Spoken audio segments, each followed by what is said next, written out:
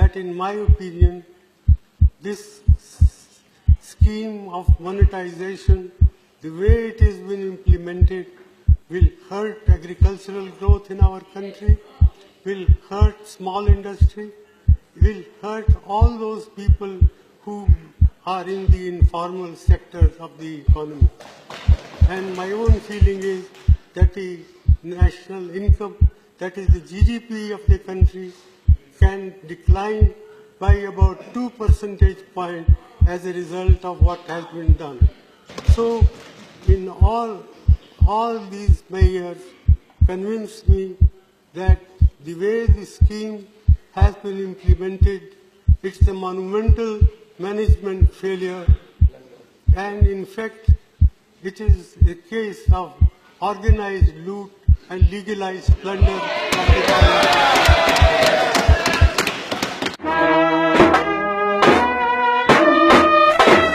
और बड़े बड़े विद्वान,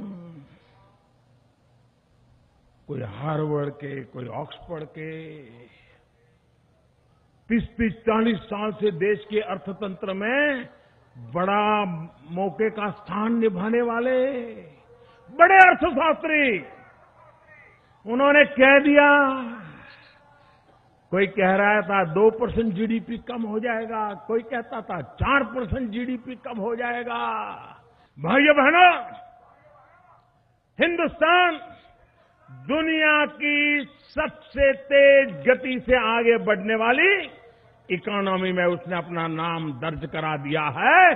कल जीडीपी के आंकड़े आए, फिर से सिद्ध कर दिया कि नोटबंदी के बावजूद भी हिंदुस्तान के किसान ने, हिंदुस्तान के नौजवानों ने भारत की विकास यात्रा को कोई आंच नहीं आने दी। भाइयों,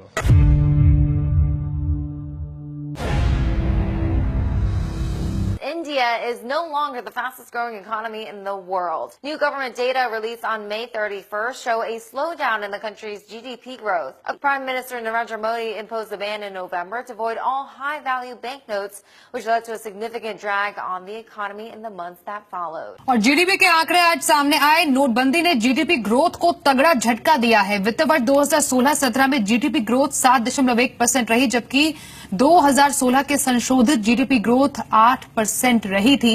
नोटबंदी का सबसे ज्यादा असर जनवरी-मार्च तिमाही में पड़ा है। क्वार्टर 4 में जीडीपी ग्रोथ सिर्फ 6.1% रही है।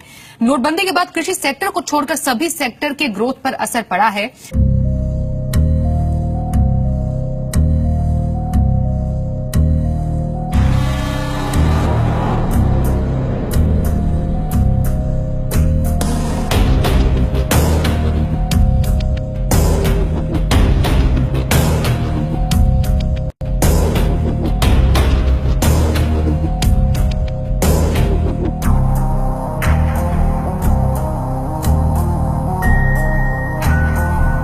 भाइयों बहनों, देश ने देख लिया हार्डवेयर वालों की सोच क्या होती है, हार्ड वर्क वालों की सोच क्या होती है।